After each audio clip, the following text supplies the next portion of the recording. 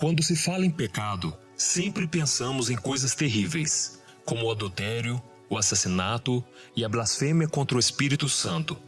Mas existem outros pecados que não agradam a Deus, mas que não damos tanta importância e nem achamos tão relevantes, porque eles se tornaram comuns em nosso dia a dia. Acontece que não é porque esses erros fazem parte da nossa rotina que eles não aborrecem a Deus. Veja o que a Bíblia diz. Aquele que pratica o pecado é do diabo, porque o diabo vem pecando desde o princípio. Para isso o Filho de Deus se manifestou, para destruir as obras do diabo. Você precisa entender que todo pecado é ruim, porque ele nos tira da presença de Deus e nos leva à morte espiritual. Por isso é tão importante que a gente reconheça e se arrependa de cada um de nossos erros. Neste vídeo, eu vou te mostrar 4 pecados muito comuns em nossas vidas que desagradam muito ao Senhor. Mas antes disso, já deixa o seu like e se inscreva aqui no meu canal para receber os próximos vídeos que eu colocar. O primeiro pecado, a mentira.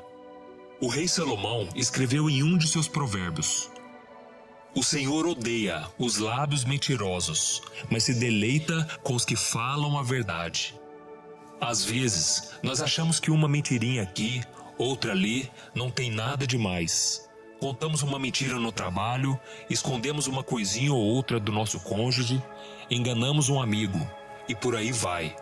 Mas a mentira é algo terrível, porque além de destruir os nossos relacionamentos e causar injustiças, ela pode até matar. E foi exatamente isso que aconteceu com Ananias e Safira. A Bíblia conta que esse casal estava ajudando o povo de Deus depois que Cristo ressuscitou e voltou para o céu. E certa vez, eles venderam um terreno que tinham para doar o dinheiro para a manutenção do ministério. Mas eles decidiram ficar com uma parte do valor e esconderam isso de Pedro. Deus então revelou esta mentira ao apóstolo e o preço pago por eles foi muito alto. Veja o que a Bíblia diz. Então perguntou Pedro: Ananias, como você permitiu que Satanás enchesse o seu coração a ponto de você mentir ao Espírito Santo e guardar para si uma parte do dinheiro que recebeu pela propriedade? Ela não lhe pertencia? E depois de vendida, o dinheiro não estava em seu poder? O que o levou a pensar em fazer tal coisa? Você não mentiu aos homens, mas sim a Deus. Ouvindo isso, Ananias caiu e morreu. Grande temor apoderou-se de todos os que ouviram o que tinha acontecido. E se continuarmos a leitura do capítulo, veremos que a sua esposa Safira continuou mentindo. Os versículos 9 e 10 nos mostram como essa história de mentiras terminou. Pedro perguntou: Por que vocês entraram em acordo para tentar o Espírito do Senhor? Veja, estão à porta os pés dos que sepultaram seu marido, e eles a levarão também. Naquele mesmo instante, ela caiu aos pés dele e morreu. Perceba que Ananias e Safira não morreram porque ficaram com parte da venda daquele terreno. Na verdade, eles poderiam ter guardado parte do dinheiro. Afinal de contas, o imóvel era deles. O que desagradou ao Senhor foi o fato deles terem mentido para o apóstolo Pedro, dizendo que haviam entregue todo o valor que haviam conseguido com aquele negócio. Viu só a gravidade de uma simples mentira? Percebe o quanto ela pode ser perigosa? Então abandone esse pecado o quanto antes. Escolha servir a Cristo, porque Ele é o caminho, a verdade e a vida. O segundo pecado, o egoísmo. Em uma de suas cartas, o apóstolo João disse: Nisto conhecemos o que é o amor. Jesus Cristo deu a sua vida por nós e devemos dar a nossa vida por nossos irmãos. Se alguém tiver recursos materiais e vendo seu irmão em necessidade, não se compadecer dele, como pode permanecer nele o amor de Deus? Filhinhos, não amemos de palavra nem de boca, mas em ação e em verdade. Em meio à correria da vida, é muito fácil cair no pecado do egoísmo. Nós nos preocupamos tanto com as nossas coisas, com os nossos problemas, que nos esquecemos daqueles que estão desamparados e que precisam de uma mão estendida para os levantar. As pessoas pensam: aquele ali que está sofrendo do outro lado da rua não é problema meu. Alguém vai passar ali e vai ajudar aquela pessoa. Mas essa atitude egoísta desagrada muito a Deus, porque não adianta nada dizer que é cristão se não colocar em prática os ensinamentos de Cristo. Caso contrário, você será mais um religioso, assim como aqueles da parábola do bom samaritano. No Evangelho de Lucas, capítulo 10, Jesus fala de um homem que viajava pelo caminho entre Jerusalém e Jericó.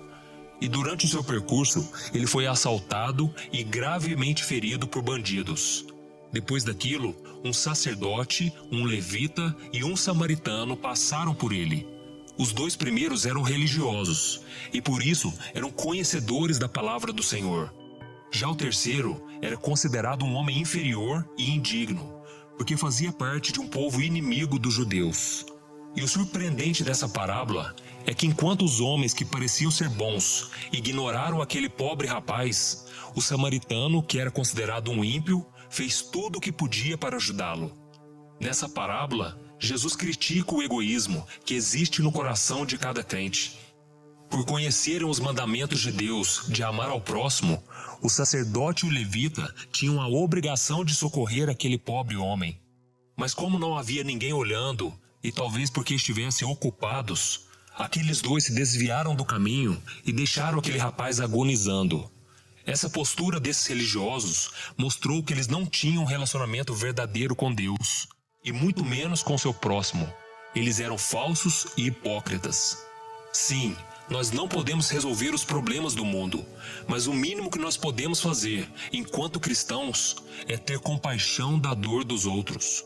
O egoísmo é pecado, pois demonstra falta do amor de Deus em nosso coração. O terceiro pecado, a inveja. Esse é um outro pecado muito comum na nossa vida que devemos evitar. O apóstolo Paulo disse: "Se vivemos pelo Espírito, andemos também pelo Espírito. Não sejamos presunçosos, provocando uns aos outros e tendo inveja uns dos outros." A inveja é um pecado muito grave, que também pode nos levar à ruína. Inveja é querer ter o que a outra pessoa tem.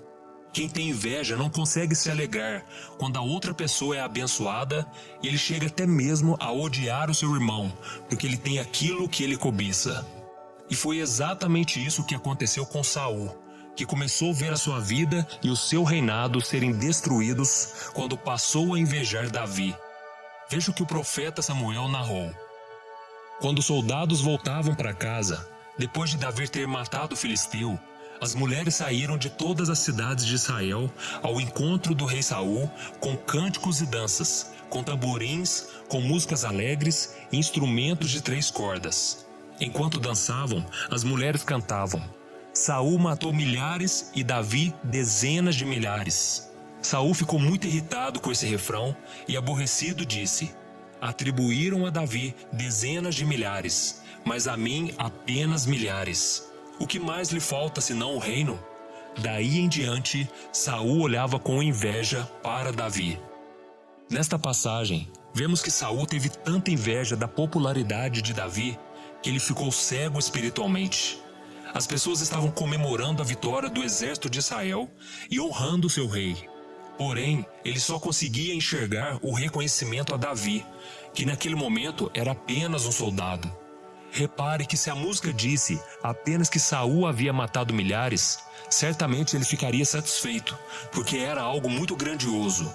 Mas diante das dezenas de milhares de Davi, o rei Saul decidiu apenas comparar a grande diferença entre os dois. E assim, aos seus olhos, o seu grande sucesso nas batalhas foi diminuído, como se matar 1000 homens na batalha tivesse sido pouca coisa. E o grande problema do invejoso é que ele não se contenta em ser excelente naquilo que faz. Ele quer ser o melhor e o maior. E se continuarmos a leitura do livro de 1 Samuel, veremos que depois desse episódio, Saul deixou a presença de Deus, começou a perseguir Davi e agir de acordo com as suas emoções. E como resultado disso, infelizmente, ele teve a sua vida e o seu reinado destruídos. Então, meu irmão, não permita que a inveja feche os seus olhos e te tire da presença do Senhor. Prefira viver e ser guiado pelo Espírito de Deus, pois só Ele é capaz de te manter longe desse pecado. E em vez de ter inveja, escolha amar as pessoas e se alegrar com as suas conquistas. O quarto pecado, a rebeldia. Quantas vezes nos rebelamos contra Deus por coisas pequenas, não é mesmo? Basta que uma oração não seja atendida ou um sonho seja frustrado para que nos revoltemos e comecemos a murmurar e a duvidar do poder e da bondade do Senhor. Mas saiba que esse é um pecado tão grave que o profeta Samuel o comparou à feitiçaria. Isso mesmo, veja o que ele disse. A rebeldia é como o pecado da feitiçaria e a arrogância como o mal da idolatria. Deus odeia a rebeldia a tal ponto que a Bíblia diz que certa vez ele enviou um grande castigo para os hebreus que atravessavam o deserto rumo a Canaã.